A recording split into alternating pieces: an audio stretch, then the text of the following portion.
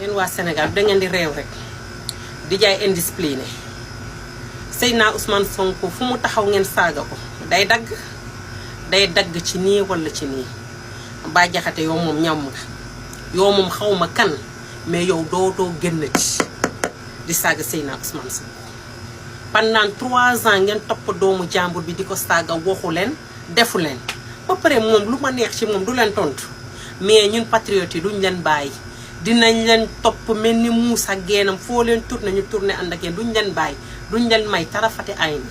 foo leen dugg ñu dugg topp leen da ngeen di jaay rew ak xam nga da ngeen bëgg a opposé wu rek mais opposé wu leen gën leen ci télé yi dugg leen ci TikTok yi wax leen ku nekk waxal lu la neex mais avec discipline avec respect da ngeen réew Seydina Ousmane Sonko fan nag 3 ans ngeen di koy saaga day dagg waaw loi bu bees bi man maa ko signé léegi Seydina Ousmane Sonko ku ko saaga dik dina la dem jëli ne la rapp si kaso bi yenn saagakat yi ndaw yi nag dama leen di alerter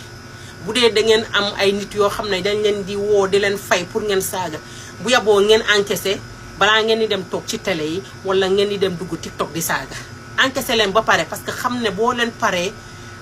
rëbës ngeen di dem fanaani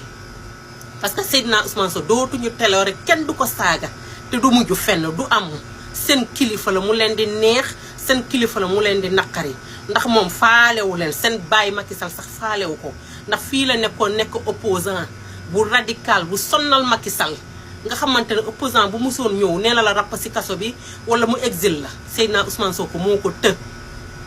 loolu boo leen ko weddee sëriñ bu ñu jëloon bi Inde la xaw ma ngeen dem laajte ko nga xam ne depuis mu doon ñibbi dafa paralysé dañ ko doon jañ-jañee di ko yóbbu Seydina Ousmane Sonko du seen morom Mame Matar Gueye yow laay waxal boo dëggul français nga dem jàngi yaa ngi may dëgg parler français et comprendre français c'est deux choses différentes